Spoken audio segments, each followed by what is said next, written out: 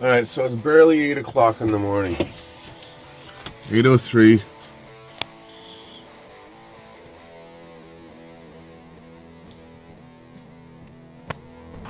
Okay, so after a few days of testing, I've come to the conclusion that I'm probably costing myself more gas by having this thing set up this way. So, what I'm going to do, I'm going to take that off first. We're going to take this off.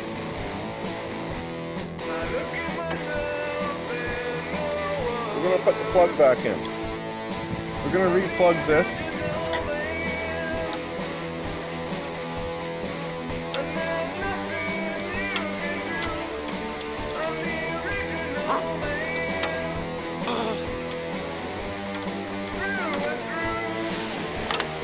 And we're going to take this part and put it on the old fuel intake on the carburetor. That's going to be a more direct route. It's going to be more vacuum to the hydrogen system, which is what we need. And the amount of hydrogen that I produce, it isn't enough to blow up the engine. After seeing how much hydrogen I produce, I can fairly say, if anything, it'll supplement. Alright, here's something freaky. I found this plugged in here, like this. I know for a fact, the minute I got out of my van yesterday, I unplugged that. Now, I charged my phone all night. It was at 100%, which means that was not plugged in while my phone was charging up to 100%, or else that would have killed the battery before my phone got to 100%. Something else to notice.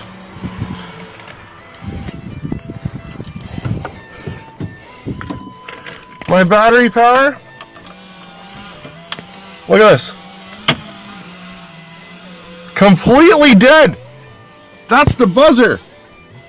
The buzzer's completely dead. The battery is completely, there isn't even a click when I turn it.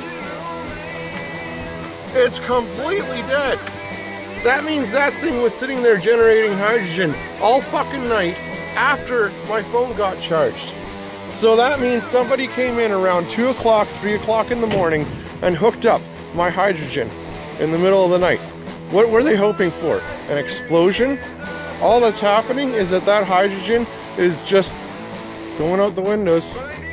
It's not mixing enough in the air even for me smoking to blow up. But they tried. They just tried to fucking blow me up again. That's carbon monoxide, that's trying to drive me off the road, that's trying to blow me up, that's trying all sorts of fucking shit. I must be doing something right in the world to be getting all this attention.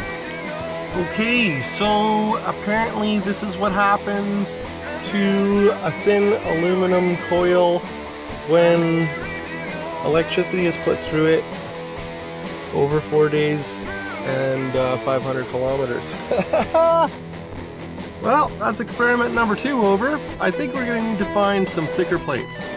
Stainless steel is what they're saying to use, and I think aluminum is not the right answer. It depletes too fast. Alright, so we saw what happened to the coil. This is what remains. Now the fact is it was degraded through the whole coil. I guess I should have showed you some of that, but this right here just shows you just how bad it was. Like, I mean, this was just like that. It's literally eaten away. And the rubber is just fine. So that black shit was not rubber, it was aluminum. Aluminium. That's what I used here. Well, look at this. You can see it's still clean where I took the spacer off. So, I mean, like...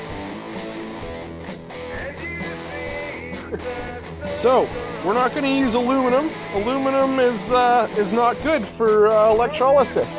Even though it's a good conductor of electricity, it's not good for water electrolysis. That's hard learned. So, what we're going to try next is these copper coils.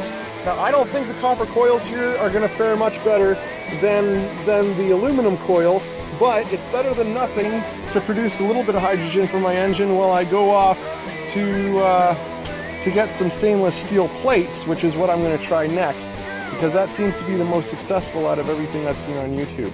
So I'm going to try this out while I'm getting some stainless steel plates.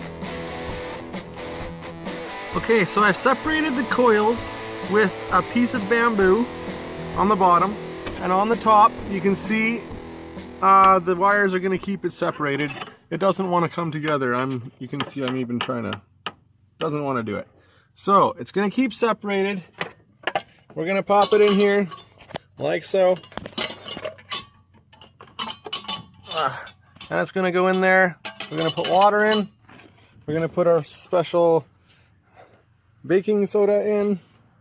And we're going to test out the copper spiral.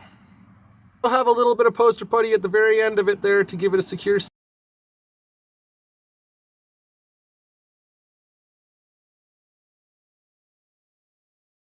car, HLU 558.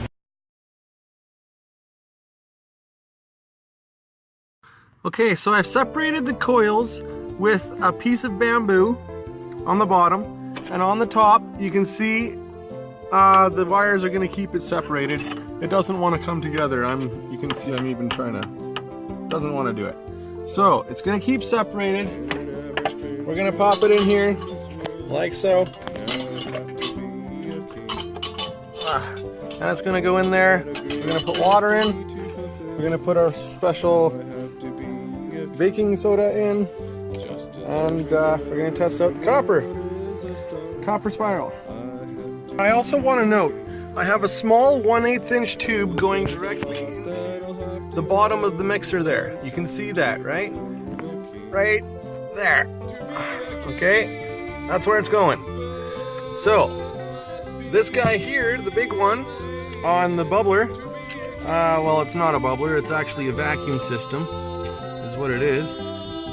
It's already connected here. I don't know if you can see that. Here, let's zoom in. There we go. It's connected right there to the original, that's the original fuel intake. All right, now I also have a little bit of poster putty at the very end of it there to give it a secure seal, just to make sure everything is absolutely sealed up beautifully. And this is all sealed up nicely. We got, we're gonna put an elastic band around here once this is all sealed up, and she'll be good to go. Okay, so the first test wasn't producing much hydrogen, so I brought the coils closer together, and I'm gonna put some more baking soda in, because I only put like a tablespoon in for 6 liters, so I think I need another one.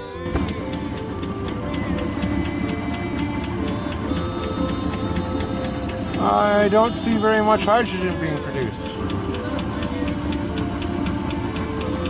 Little bubbles. Well, we'll take her for a drive down to Digby, see how she performs. I mean, it's working, I just can't tell how well. It's all white and fuzzy everywhere. Is that a good sign or a bad sign? On the highway, when I was doing 110, when I was doing 80, when I was doing 80, and they still, and they had an exit, like they had a passing lane.